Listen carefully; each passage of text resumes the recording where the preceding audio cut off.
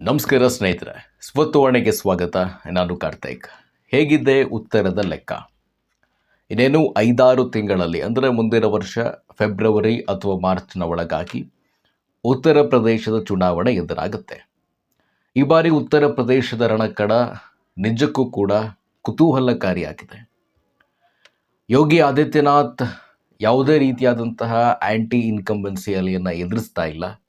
Comfortable ಆಗಿ ಅಧಿಕಾರದ ಚುಕ್ಕಾಣಿಯನ್ನು ಹಿಡಿಯುವ ಕನಸನ್ನು ಯೋಗಿ ಆದಿತ್ಯನಾಥ್ ಹೊತ್ತಿದ್ರೆ, ಮತ್ತೊಂದು ಕಡೆ ಸಮಾಜವಾದಿ ಪಕ್ಷ ಮತ್ತು ಕಾಂಗ್ರೆಸ್ನ ನಡುವೆ ಆಂತರಿಕ ಕದನ ಮುಂದುವರಿತಾ ಇದೆ. ಇದು BJPಗೆ ಗೆಲುವನ್ನು ತಂದುಕೊಡುವ ಎಲ್ಲ ಲಕ್ಷಣಗಳು ಕೂಡ ಕಾಣಿಸ್ತಾ ಇದೆ. ಒಂದು ವೇಳೆ ಸಮಾಜವಾದಿ ಪಕ್ಷ ಮತ್ತು ಕಾಂಗ್ರೆಸ್ ಪ್ರತ್ಯೇಕವಾಗಿ ಸ್ಪರ್ಧೆ ಮಾಡಿದ್ರೆ BJP ಲ್ಯಾಂಡ್ಸ್ಲೈಡ್ ವಿಕ್ಟ್ರಿ 2017ರಲ್ಲಿ ಏನಾಗಿತ್ತು, 300ಕ್ಕೂ ಹೆಚ್ಚು ಸ್ಥಾನವನ್ನು ಗೆಲ್ಲುವ ಮೂಲಕ ಅಧಿಕಾರದ ಚುಕ್ಕಾಣಿಯನ್ನು NDA ಮೈತ್ರಿಕೂಟ ಹಿಡಿದಿತ್ತು. ಆ ಫಲಿತಾಂಶ ಮರುಕಳಿಸುವುದರಲ್ಲಿ ಯಾವುದೇ ರೀತಿಯಾದಂಥ ಅನುಮಾನ ಬೇಡ. ಇನ್ನು BSP ಮಾಯಾವತಿಯವರು ಆಟಕ್ಕುಂಟು ಲೆಕ್ಕಕ್ಕಿಲ್ಲ. ಕಳೆದ 2 ಚುನಾವಣೆಗಳಲ್ಲೂ ಸಹ ಯಾವುದೇ ರೀತಿಯಾದಂತಹ ದೊಡ್ಡ ಪ್ರತಿಸ್ಪರ್ಧಿಯಾಗಿ ಕಾಣಿಸಿಲ್ಲ.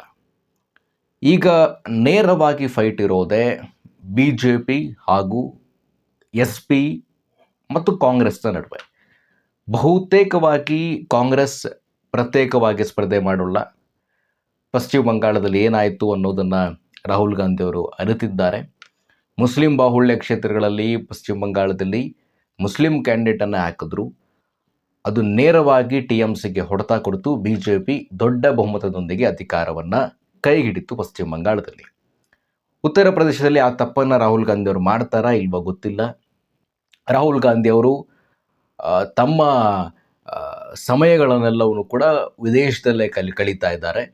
ಈಗ ಈ ಚುನಾವಣೆಗೆ ಯಾಕೆ ಮಾತನ್ನು ಹೇಳ್ತಾ ಇದ್ದೀನಿ ಅಂದರೆ, ಬಿಹಾರದ ಚುನಾವಣಾ ಸಂದರ್ಭದಲ್ಲಿ ವೋಟ್ ಚೋರಿಯ ಒಂದು ಪ್ರತಿಭಟನಾ ರ್ಯಾಲಿಯನ್ನು ಮಾಡಿ, ಒಂದು ದೊಡ್ಡ ಸಮಾವೇಶವನ್ನು ಮಾಡಿ 2-3 ತಿಂಗಳು ಆ ಕಡೆ ಕಾಲು ಕೂಡ ಹಾಕಿಲ್ಲ. ಈಗ ಉತ್ತರ ಪ್ರದೇಶ ಚುನಾವಣೆಯನ್ನು ಸೀರಿಯಸ್ ಆಗಿ ತೆಗೆದುಕೊಳ್ತಾರೆ. ಕಾಂಗ್ರೆಸ್ ಉತ್ತರ ಪ್ರದೇಶದಲ್ಲಿ ಸೆಕೆಂಡ್ ಫೋರ್ಸಲ್ಲಂತೂ ಇಲ್ಲ, ಥರ್ಡ್ ಫೋರ್ಸ್ನಲ್ಲಿದೆ. SPಯ ಜೊತೆ ಹೋದರೆ ಮಾತ್ರ ಕಾಂಗ್ರೆಸ್ನ ಅಸ್ತಿತ್ವ. ಇಲ್ಲ ಅಂದರೆ ಕಾಂಗ್ರೆಸ್ ಏಕಾಂಗಿಯಾಗಿ ಸ್ಪರ್ಧೆ ಮಾಡಿದ್ರೆ ಸಿಂಗಲ್ ಡಿಜಿಟಲ್ಲಿ ನಿಲ್ಲುತ್ತೆ. ಅವರ ಸ್ಟ್ರೈಕ್ ರೇಟ್ ಅಂತೂ ಕೇಳೋದೇ ಬೇಡ, ಆ ರೀತಿಯಾಗಿದೆ. ನೇರವಾದಂಥ ಪ್ರಶ್ನೆಗೆ ಬರೋಣ. ಉತ್ತರ ಪ್ರದೇಶದಲ್ಲಿ 2027ಕ್ಕೆ BJP ಮತ್ತೊಮ್ಮೆ ಸರ್ಕಾರವನ್ನು ರಚನೆ ಮಾಡುತ್ತಾ? ಯೋಗಿ ಆದಿತ್ಯನಾಥ್ ಹ್ಯಾಟ್ರಿಕ್ ಬಾರಿಸ್ತಾರ, 3ನೇ ಬಾರಿ ಮುಖ್ಯಮಂತ್ರಿ ಆಗ್ತಾರ ಅಂತ? ಸದ್ಯದ ಮಟ್ಟಿಗೆ BJP ಅಧಿಕಾರದಿಂದ ದೂರ ಇರುತ್ತೆ ಅಂತ ಹೇಳಲಿಕ್ಕೆ ಯಾವುದೇ ಕಾರಣಗಳು ಸಿಗ್ತಾ ಇಲ್ಲ. ನೀವು ಹೇಳ್ಬೋದು, ರಾಮ ಮಂದಿರದಲ್ಲಿ ಹುಂಡಿ ಲೂಟಿ ಆಗಿದೆಯಲ್ಲ, ಅದು BJPಗೆ ನೆಗೆಟಿವ್ ಆಗಿ ಪರಿಣಮಿಸಲ್ವಾ ಅಂತ.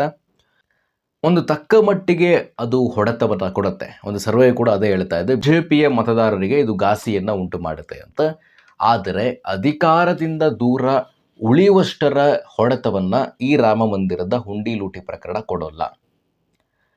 ಯಾವ್ಯಾವ ಅಂಶಗಳು ಯೋಗಿ ಆದಿತ್ಯನಾಥರನ್ನು ಮತ್ತೊಮ್ಮೆ ಅಧಿಕಾರದ ಚುಕ್ಕಾಣಿಗೆ ತರುತ್ತೆ ಅಂತ ಕೇಳಿದ್ರೆ, ಯಾವುದೇ ರೀತಿಯ ಆ್ಯಂಟಿ ಇನ್ಕಂಬೆನ್ಸಿ ಅಲೆ ಕಳೆದ 1 ದಶಕದಿಂದ ಇಲ್ಲ.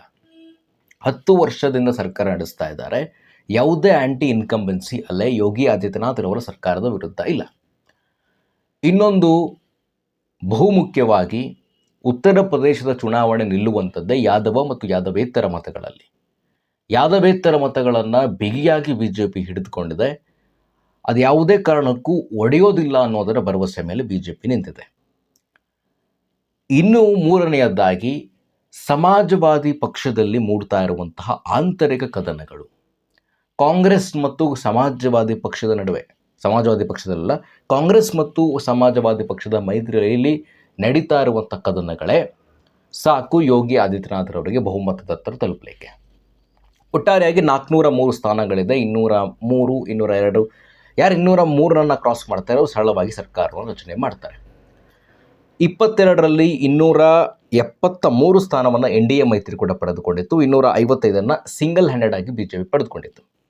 ಅಂದರೆ ಒಂದು ಕಂಫರ್ಟೇಬಲ್ ಆದ ಸರ್ಕಾರ. ಬಹುಮತಕ್ಕೆ ಬೇಕಿರುವಂಥ ಸಂಖ್ಯೆಗೂ 45 ಸ್ಥಾನವನ್ನು ಹೆಚ್ಚಾಗಿ BJP ಪಡೆದುಕೊಂಡಿತ್ತು. ಈಗ ನಂಬರ್ಸ್ಗಳನ್ನು ಈಗಲೇ ಪ್ರೆಡಿಕ್ಟ್ ಮಾಡಲಿಕ್ಕೆ ಆಗೋದಿಲ್ಲ. ನೋಡಿ ಸ್ನೇಹಿತರೆ, ನಂಬರ್ಸ್ಗಳು ಚುನಾವಣೆಯ 15-20 ದಿನಗಳ ಮುಂಚೆ ಮಾತ್ರ ಗೊತ್ತಾಗುತ್ತೆ. ಈವನ್ ಎಕ್ಸಿಟ್ ಪೋಲ್ಗಳಲ್ಲೂ ಸಹ ಅದನ್ನು ಹಿಡಿಲಿಕ್ಕೆ ಸಾಧ್ಯ ಇಲ್ಲ. 15-20 ದಿನಕ್ಕೂ ಮುಂಚೆ ಯಾರು ಗೆಲ್ಲಬಹುದು ಅನ್ನೋದರ ಕರೆಕ್ಟಾಗಿ ಹಿಡಿಬಹುದು. ಪಶ್ಚಿಮ ಬಂಗಾಳದಲ್ಲಿ ಮಾರ್ಚ್ ತಿಂಗಳ ಕೊನೆಯ ವಾರದ ತನಕವೂ ಕೂಡ ಯಾರು ಬಹುಮತಕ್ಕೆ ಬರ್ತಾರೆ ಅನ್ನೋದನ್ನು ಯಾರಿಗೂ ಕೂಡ ಹಿಡಿಲಿಕ್ಕಾಗಲಿಲ್ಲ. ಇವನ್ ಆಕ್ಸಿಸ್ ಮೈ ಇಂಡಿಯಾ ಎಕ್ಸಿಟ್ ಪೋಲಲ್ಲೂ ಸಹ ಅವ್ರು ಕೊಡಲಿಲ್ಲ. ಇವನ್ BJPಯೂ ಸಹ ಅವರ ಆಂತರಿಕ ಸರ್ವೆ, ಮಾರ್ಚ್ನ ಕೊನೆ ವಾರದಲ್ಲಿ ಅವರ ಆಂತರಿಕ ಸರ್ವೆ 125 ಸ್ಥಾನವನ್ನು ಮಾತ್ರ ತೋರಿಸ್ತಾ ಇತ್ತು.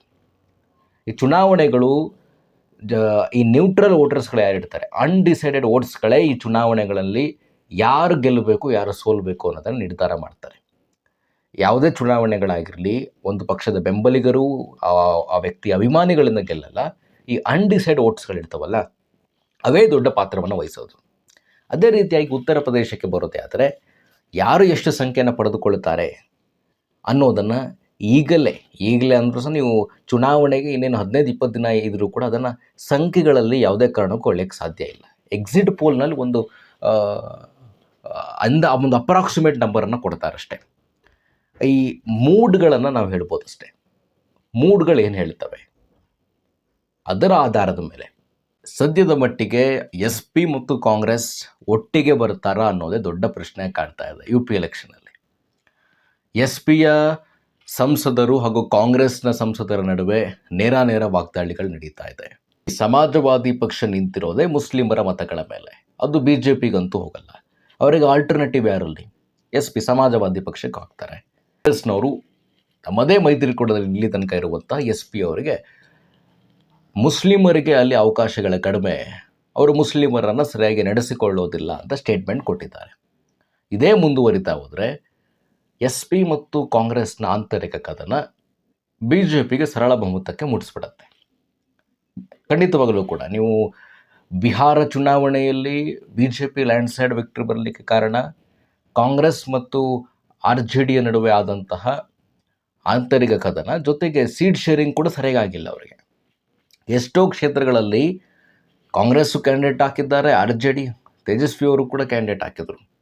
ಉತ್ತರ ಪ್ರದೇಶದಲ್ಲೂ ಸಹ ಆ ಥರ ಆಗುವ ಸಾಧ್ಯತೆ ಕಾಣಿಸ್ತಾ ಇದೆ. ಇದನ್ನು ರಾಹುಲ್ ಗಾಂಧಿ ಅವರು ಕೊನೆ ತನಕ ಬಗೆಹರಿಸದೇ ಹೋದರೆ, ಇಲ್ಲ 400 ಕ್ಷೇತ್ರಗಳು ಸಹ ನಾವೇ ಸ್ಪರ್ಧೆ ಮಾಡ್ತೀವಿ ಅಂತ ಕಾಂಗ್ರೆಸ್ ರಾಹುಲ್ ಗಾಂಧಿ ಅವರು ಹೇಳ್ತಾರೆ. ಅದು ಸದ್ಯಕ್ಕಂತೂ ಉತ್ತರ ಪ್ರದೇಶದಲ್ಲಿ ಯೋಗಿ ಆದಿತ್ಯನಾಥ್ ಅವರ ದರ್ಬಾರ್ 3ನೇ ಬಾರಿ ಕೂಡ ಮುಂದುವರಿಯುವ ಸಾಧ್ಯತೆ ಹೆಚ್ಚಿನ ಪ್ರಮಾಣದಲ್ಲೇ ಕಾಣಿಸ್ತಾ ಇದೆ. ನೋಡೋಣ ಏನಾಗುತ್ತೆ ಅಂತ. ಉತ್ತರ ಪ್ರದೇಶ ಚುನಾವಣೆಯ ನಿತ್ಯದ ಅಪ್ಡೇಟ್ಸ್ಗಳು ಮತ್ತು ಸಮೀಕ್ಷೆಗಳು ನಿಮ್ಮ ಮುಂದೆ ತೆಗೆದುಕೊಡುವ ಜವಾಬ್ದಾರಿ ನಂದು. ನಮಸ್ಕಾರ.